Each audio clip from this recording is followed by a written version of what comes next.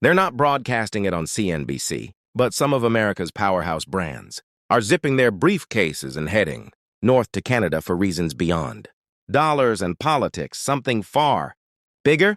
The press won't touch, but we will. Stick around because the companies leaving might just blow your mind. And the causes? Even more wild. Number 6, Coca-Cola surprise, right? The fizzy titan of U.S. soft drinks is ghosting the homeland like a bad date.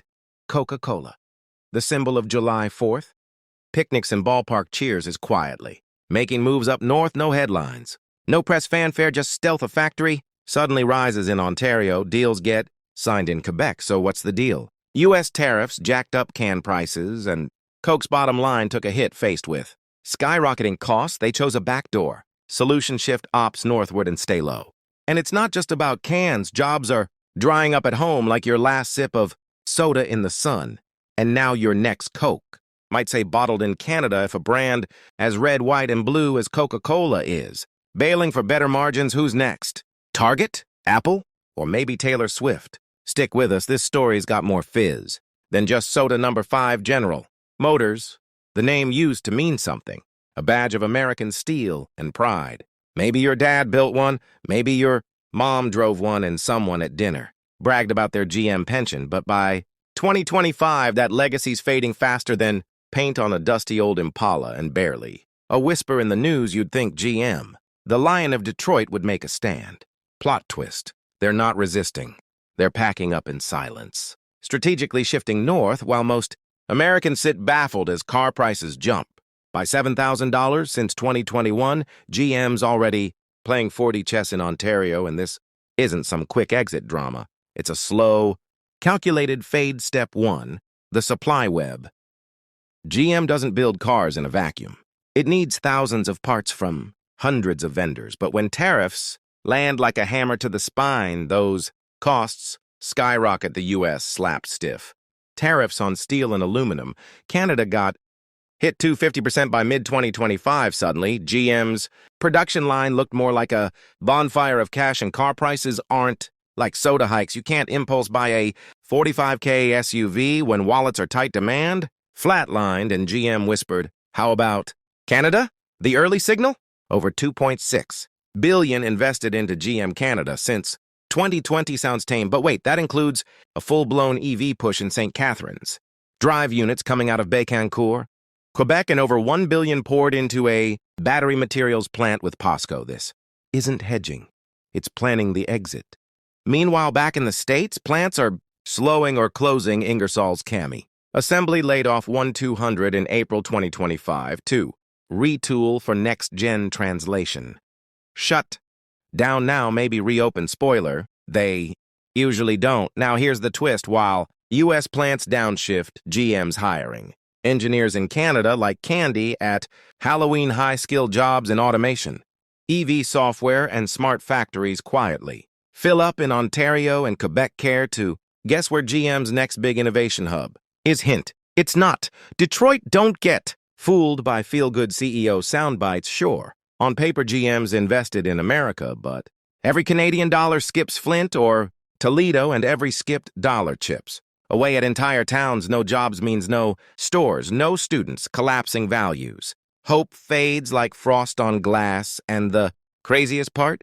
This isn't politics, it's cold math. Building in Canada is faster, cheaper, cleaner, and doesn't come with a bureaucratic gut punch. Why stay loyal to the chaos? GM's logo still glows in Texas and Ohio showrooms, but the brains, batteries, and future, they're quietly being built north of the border. It's not betrayal, it's business, and if GM, the American titan, is already halfway there, don't blink, the rest will follow. Your next Made in America ride might be born in Ontario, and when that day comes, we don't just lose an automaker, we lose an icon. Surprised? Buckle up, it's only getting started. We're just getting started. Hit that like button, drop a comment, and subscribe before we unpack the next industrial giant slipping quietly across the border. Number 4, Alcoa Corporation. You won't see headlines, you won't hear panic, but it's happening ton by ton. The aluminum in your cars, soda cans, planes, laptops, and high-rises, increasingly stamped Made in Canada. And behind that shift is Alcoa, the steel, skeleton of American manufacturing for generations, now drifting north, and no one's sounding the alarm. This isn't some cheap relocation play or budget cut. This is a methodical, strategic pullback. In 2025, Alcoa got hit by a perfect storm-surging U.S. energy costs, deteriorating smelters, and a self-inflicted 25% tariff on aluminum imports from Canada. Yes, from our neighbor. Welcome to the Irony Olympics. So Alcoa did what survivors do. They moved. Quietly, no fanfare, no ticker tape. Farewell, just one smelter slowing in Houston, while another revs up in Montreal. Night shifts in Texas vanish. While trucks roll steady through Quebec, that billion-dollar smelter expansion in Baie-Comeau, Quebec, quietly paused. Meanwhile, new hydropower deals, extended through 2040. Yeah, that's your smoking gun look. Aluminum's not flashy. It doesn't break the internet, but it holds your world together. And when Alcoa moves, industries wobble. Car brands, electronics makers, drink companies, home builders, they all depend on Alcoa. And when aluminum's no longer forged in the U.S., the consequences are immediate. Workers in smelter towns left, idle miners stuck waiting on canceled deliveries, truckers pulled off routes. Not due to low demand, but because Canadian shipments are flooding into U.S. factories instead. And Alcoa, they've admitted it but buried it deep in earnings slides and shareholder briefings the public doesn't see. In Q1 of 2025, they revealed a $20 million hit from tariffs, with a looming $90 million blow expected. In Q2 alone, this isn't a bruise, it's a gut shot. The company straight up admitted those mothballed U.S. smelters not restarting anytime soon. Translation: even with shipping costs, it's still cheaper to melt metal elsewhere and ship it back in. And here's the kicker: Quebec brings something the U.S. just can't match: dirt cheap hydropower. 100 megawatts locked in through 2040. That's enough juice to light up a small nation. And Alcoa's using it to fire up Quebec. Smelters turning bauxite into high-grade aluminum like clockwork. Every Canadian ton equals one less job in Appalachia, one less overtime shift in Texas, and one more shuttered diner that used to serve midnight coffee to plant workers. This is industrial slow-burn abandonment, like watching your town's mall become a haunted shell of itself. It's so gradual, you barely notice until the lights go out. And no, this isn't a temporary pivot. You don't pour billions into foreign infrastructure, lock in energy contracts for 15 years, and hit pause on domestic production just to test options. Alcoa's next chapter is being written in Canadian kilns, not American mills.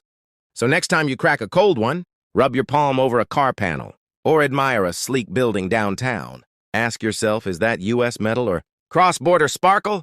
Because Alcoa isn't waiting around. They've already rolled out the loading dock. Number 3, Campbell's Soup. Who would have thought even soup would bail on the stars and stripes? Yet here we are. Campbell, the comfort food icon, with the red and white label that's been in pantries since Grandma's kitchen, is now packing cans and shifting north.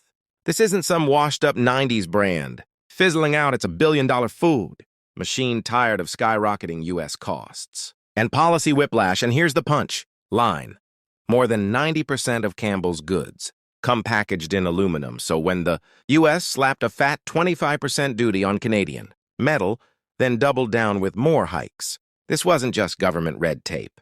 It was a packaging death spiral. Campbell doesn't manufacture aluminum, so they're easing out inch by inch. Fewer cans made on U.S. soil, more deals inked across the border. It's a slow leak of jobs, dollars, and legacy, and barely a whisper about it. So the next time you microwave some chicken noodle and spot "Made in Canada" on the label, that's not just trivia, it's a silent farewell. Campbell's is slipping out the back door while we're still checking the pantry. Number 2, Tesla. The loudest name in U.S. innovation is now whispering in French and sketching futures on Canadian paper. Tesla, the poster child of the electric car boom, isn't just shifting gears anymore. They're shifting borders. This isn't a tweet storm, a PR stunt, or a meme moment. It's cold, calculated strategy. In 2025, Tesla took a hard look at the U.S. power grid: weak, costly, unreliable. Meanwhile, regulations stalled billion-dollar factories like traffic lights stuck on yellow. No tantrums this time. They just Pivoted enter Canada clean energy, check. Stable hydro rates, double check. Fast-track permits, minerals galore. Checkmate Ontario and Quebec aren't just nice neighbors. They're supply chain gold. While U.S. sites stall under red tape, Tesla Canada is quietly accelerating. From blueprints to full-on builds. Let's talk infrastructure. The Markham facility once seemed like a quirky side project, now it's morphing into the nerve center of Tesla's automation game. Hiring is exploding. Robotics experts, controls engineers, coders, and not a single tweet from Musk to spotlight it. One blink and the bots assembling Teslas aren't coming out of Austin anymore. They're being born just outside Toronto, and it gets wilder across the border in Quebec. Tesla's going full stack, so they're shifting bit by bit. Fewer cans from here, more deals signed there. Quietly pulling out jobs, cash, and production without making a sound. So next time you warm up that chicken noodle and spot made in Canada on the side, that's not just fun trivia, that's a quiet signal. A giant slipping out the back, while we're still staring at the stove. Number 2, Tesla. Once shouting its name across America, now whispering in French, sketching its next chapter in Ontario, Tesla, the four-wheeled electric dream, isn't just moving vehicles anymore. It's shifting borders, relocating plans, and redesigning the innovation playbook while no one's watching. This isn't for headlines or a Musk meme. This is strategy. Cold, calculated, quietly bold. In 2025, Tesla looked around and saw U.S. power grids barely breathing, electricity costs skyrocketing, and factories stuck in regulatory red tape. So they didn't complain, they pivoted. Enter Ontario and Quebec. Clean power? Check. Stable hydro prices? Double check. Fast permits and mineral access? Jackpot. While U.S. projects drown in reviews, Tesla's Canadian game is going from concept to assembly with robotic speed. Now that robot lab in Markham, not a side story, it's the control center for Tesla automation. Job listings piling up for engineers, coders, builders. And not a single Elon tweet about it. Blink and the machines making Teslas aren't coming from Texas. They're rolling out just beyond Toronto. And in Quebec, Tesla's planning the full build, from start to finish, building an entire battery universe, from digging lithium straight from the ground to crafting it into next-gen cells. And they're not the only ones. Canada's battery industry blueprint is no joke. $52.5 billion in federal and provincial backing, practically begging Tesla to go. All in, why wouldn't they bite? Meanwhile, in the U.S., it's not exactly a power play.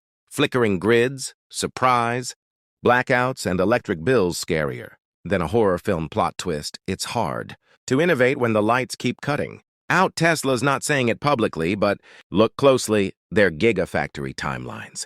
In the States, slipping, stalling, or quietly vanishing. Fans might say it's just growth, not goodbye, but here's the truth. When Tesla shifts, everything moves with it. AI labs, charging tech, solar divisions, chip suppliers, it's a whole tech constellation. So when that network starts anchoring in Canadian soil, it's not just a factory move, it's a power shift. Even the numbers tell the story. In 2025, Tesla sales in Quebec plunged 87% thanks to rebate cuts and tariff wars, and yet Tesla doubled down on Canada investment that's not chasing profits. It's planting roots, and while U.S. lawmakers bicker over subsidies and union battles, Canada keeps it simple. Here's your permit, here's your land. Start building, less drama, more deals. What does it all add up to?